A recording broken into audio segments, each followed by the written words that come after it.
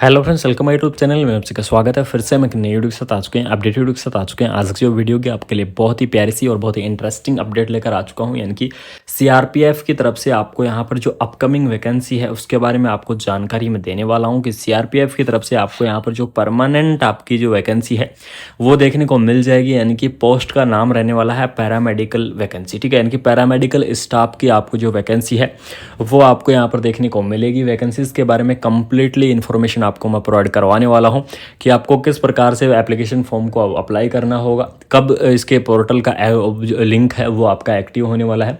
सारी चीज़ों के बारे में डिटेल में चर्चा करने वाला हूँ। अगर पोस्ट की मैं बात करूँ तो 400 प्लस आपको यहाँ पर जो पोस्ट है वो देखने को मिल जाएंगी। परमानेंट पोस्ट रहेंगी, कोई भी कॉन्ट्रैक्ट की भर्ती नहीं रहेगी। सीआरपीएफ यानी कि सेंट्रल गवर्नमेंट की तरफ से वैकेंसी आपको यहाँ पर दी गई है, तो कंप्लीटली जानकारी आपको देने वाला हूँ, देख लीजिएगा।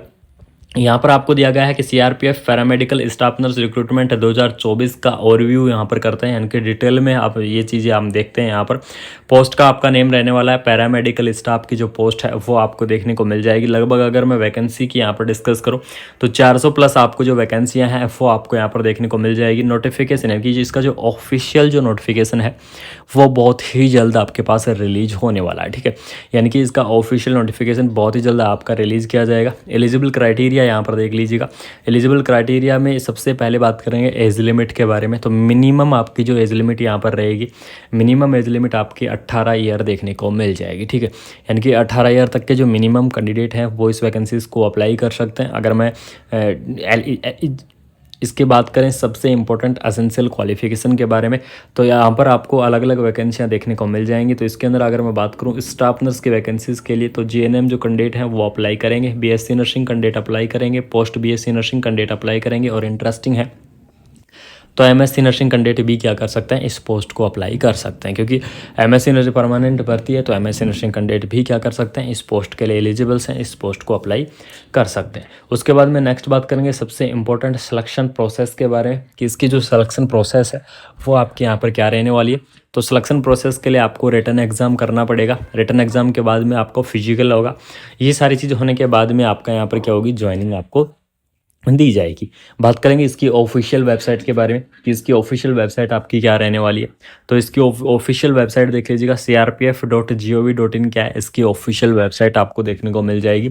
इसी ऑफिशियल वेबसाइट से आपको जो एप्लीकेशन फॉर्म है उसको आपको फिलअप करना है, और भी बाकी अपडेट है सारी आपको इसी ऑफिशियल वेबसाइट से देखने को मिलेंगी, ठीक है। इसके अंदर देख लीजिएगा पोस्ट का नेम दिया गया है, एजुकेशन क्वालिफिकेशन दी गई है, एज लिमिट आपको यहाँ पर दिया गया है। अलग अलग आपकी पोस्ट रहने वाली हैं। सबसे पहले पोस्ट आपकी इंस्पेक्टर रहेगी, डाइटिशियन से आपको इंस्पेक्टर की पोस्ट दी गई है। क्वालिफिकेशन देख लीजिएगा, बीएससी वाले जो कैंडिडेट हैं वो इस वैकेंसीज के एलिजिबल्स रहेंगे, यानी कि आपके पास डिग्री और डिप्लोमा होना चाहिए डाइटिशियन के अंदर, ठीक है। तो आप क्या करेंगे, वैकेंसी को अप्लाई कर पाएंगे। मैक्सिमम एज लिमिट आपकी 30 ईयर यहाँ पर देखने को मिलेगी। उसके बाद में नेक्स्ट पोस्ट रहेगी आपकी सब इंस्पेक्टर की, यानी कि स्टाफ नर्स की पोस्ट आपको देखने को मिल जाएगी। इसके अंदर क्वालिफिकेशन क्या रहेगी, जीएनएम जो कैंडिडेट हैं वो इस वैकेंसीज को अप्लाई करेंगे। बीएससी नर्सिंग जो कैंडिडेट हैं वो भी इस वैकेंसी को अप्लाई करेंगे। पोस्ट बीएससी नर्सिंग कैंडिडेट हैं वो भी इस वैकेंसीज को अप्लाई करेंगे। और अगर इंटरेस्टिंग है तो एमएससी भी कैंडिडेट क्या कर सकते हैं, इस पोस्ट के लिए एलिजिबल्स हो सकते हैं। बात करेंगे इसकी एज लिमिट के बारे में, तो इसकी एज लिमिट आपको यहाँ पर 30 ईयर से तक के जो कैंडिडेट हैं वो इस वैकेंसीज को अप्लाई कर सकते हैं, यानी कि 30 साल से ऊपर वाले जो कैंडिडेट हैं वो इस पोस्ट के लिए एलिजिबल्स नहीं रहेंगे।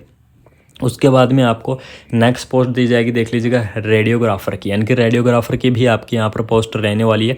रेडियोग्राफर के लिए आपको देख लीजिएगा 12th पास होना चाहिए, प्लस आपके पास रेडियोग्राफी के अंदर डिग्री और डिप्लोमा होनी चाहिए, ठीक है। अगर आपके पास रेडियोग्राफी के अंदर अगर आपके पास डिग्री और डिप्लोमा है तो ये कैंडिडेट क्या करेंगे, इस पोस्ट के लिए एलिजिबल्स रहेंगे। उसके बाद में आपको फार्मासिस्ट की पोस्ट दी गई है। फार्मासिस्ट की पोस्ट के देख लीजिएगा 12th पास होनी चाहिए, साथ में आपको फार्मेसी के अंदर, ठीक है, फार्मेसी के अंदर आपके पास क्या होना चाहिए, डिग्री और डिप्लोमा होना चाहिए। अगर फार्मेसी के अंदर अगर आपके पास डिग्री और डिप्लोमा है तो आप क्या कर सकते हैं, इस पोस्ट को अप्लाई कर सकते हैं। इस पोस्ट के लिए आप एलिजिबल्स रहेंगे। उसके बाद में आपको फिजियोथेरेपिस्ट की पोस्ट दी गई है। फिजियोथेरेपिस्ट के पोस्ट के लिए देख लीजिएगा आपको एज लिमिट के अंदर चेंजिंग आया है, यानी कि मिनिमम एज लिमिट 20 ईयर और मैक्सिमम एज लिमिट आपकी 25 ईयर यहाँ पर रहने वाली है, ठीक है। ये रहेगी किसकी, फिजियोथेरेपिस्ट के। उसके बाद में बात करेंगे डेंटल टेक्नीशियंस की पोस्ट आपको दी गई है। डेंटल टेक्नीशियंस के लिए आपको देख लीजिएगा मैट्रिकुलेशंस विद द साइंस के अंदर आपके पास 12th पास मैट्रिक पास होना चाहिए। वो कैंडिडेट क्या करेंगे, अप्लाई कर सकते हैं। 20 से 25 ईयर आपकी क्या रहेगी, यहाँ पर जो एज लिमिट है वो आपको देखने को मिल जाएगी। उसके बाद में नेक्स्ट बात करेंगे लेबोरेटरी टेक्नीशियंस के बारे में कि लेबोरेटरी टेक्नीशियंस की क्या पोस्ट रहने वाली है। तो यहाँ पर देख लीजिएगा, आपको लेबोरेटरी टेक्नीशियंस के अंदर भी आपको क्या होना चाहिए, डीएमएलटी और बीएमएलटी वाले जो कैंडिडेट हैं, ठीक है, इनकी जो कैंडिडेट 12th पास मैट्रिक पास के साथ में बीएमएलटी और डीएमएलटी का कोर्स कर रखे हैं, वो कैंडिडेट क्या करेंगे, इस पोस्ट के लिए एलिजिबल्स रहेंगे, इस पोस्ट को अप्लाई करेंगे। अगर मैं बात करूँ एज लिमिट के बारे में, तो 20 से 25 ईयर तक के जो कैंडिडेट हैं वो क्या कर सकते हैं, इस पोस्ट को अप्लाई कर सकते हैं, यानी कि इस वैकेंसीज को यहाँ पर अप्लाई कर सकते हैं। उसके बाद में नेक्स्ट बात करेंगे असिस्टेंट सब इंस्पेक्टर की पोस्ट के बारे में यहाँ पर डिस्कस करेंगे, यानी कि इलेक्ट्रोकार्डियोग्राफी टेक्नीशियंस की पोस्ट के बारे में यहाँ पर डिटेल में चर्चा करने वाले हैं। इसके अंदर आपको यहाँ पर इलेक्ट्रोकार्डियम के अंदर आपके पास क्या होना चाहिए, डिग्री और डिप्लोमा होना चाहिए। अगर आपके पास डिग्री या डिप्लोमा है तो आप क्या कर सकते हैं, इस पोस्ट के लिए एलिजिबल्स रहेंगे, इस पोस्ट को अप्लाई करेंगे। उसके बाद में देख लीजिएगा हेड कांस्टेबल के नाम से आपको एएनएम मिडवाइफरी की भी आपको पोस्ट देखने को मिल जाएगी।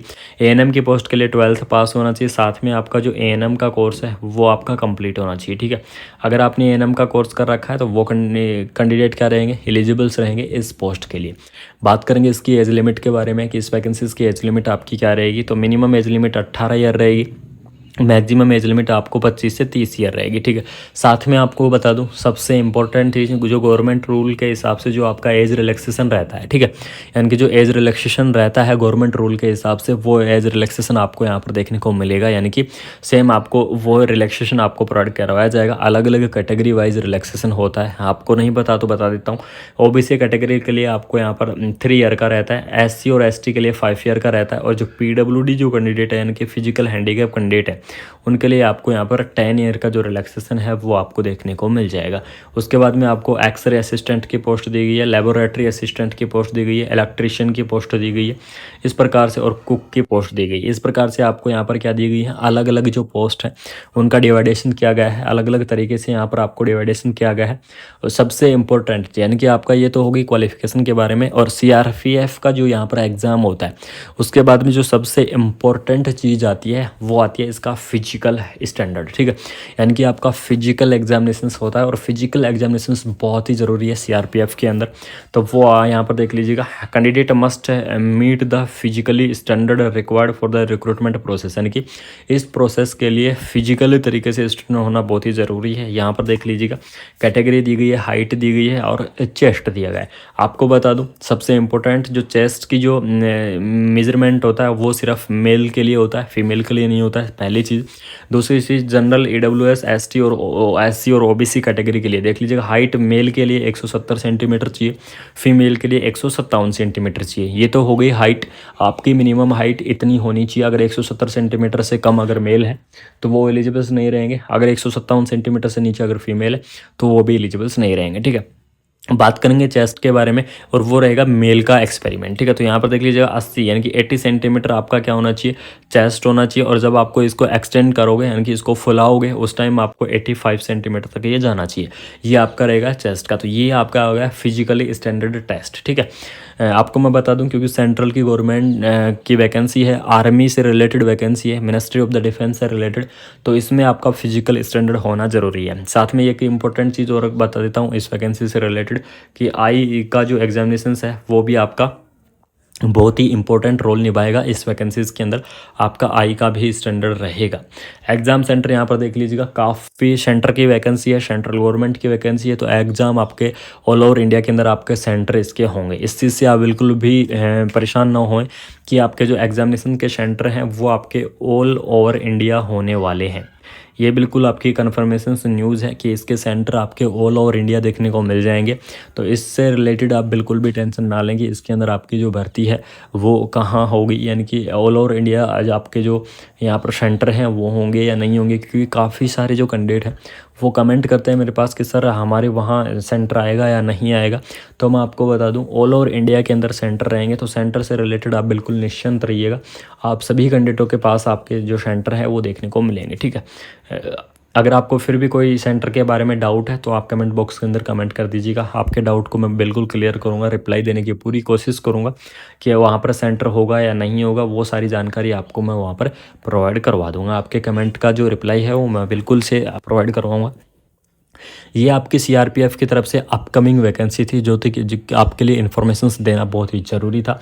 आपके लिए सबसे इम्पोर्टेंट चीज़ बता दूं कि इसके अंदर आपको रेगुलरली सीआरपीएफ की तरफ से कोई भी फेक न्यूज़ नहीं मिल रही है, बिल्कुल जेन्युइन न्यूज़ मिल रही है। 400 प्लस आपके पोस्ट रहेंगी, बहुत ही जल्द इसका ऑफिशियल नोटिफिकेशन रिलीज होने वाला है, तो तैयार रहें अपनी इस वैकेंसीज़ के लिए। परमानेंट भर्ती रहेगी, एग्ज़ाम के आधार पर रहेगी, ये चीज़ मैं आपको पहले ही बता रहा हूँ कि एग्ज़ाम के आधार पर आपकी भर्ती रहने वाली है, तो अपनी तैयारी करके बिल्कुल रखें। जैसे इसके पोर्टल एक्टिव होंगे आपको मैं सबसे पहले प्रोवाइड करवाने की कोशिश करूँगा, सबसे पहले आपको इस चैनल के माध्यम से इन्फॉर्मेशंस देने की मैं पूरी कोशिश करूँगा। तो जो भी मेरे प्यारे साथी इस चैनल के साथ नए जुड़े, चैनल को सब्सक्राइब कर ले, बेल आइकन को ऑन कर ले, वीडियो को अपने फ्रेंड सर्कल के अंदर ज़्यादा से ज़्यादा शेयर कर दीजिएगा, जिससे ऐसे ही अपडेटेड वीडियो आपके पास मैं टाइम टू टाइम लाता रहूँगा। बाकी आपको मिलते हैं कोई नई अपडेट के साथ। Thank you so much. जय हिंद, जय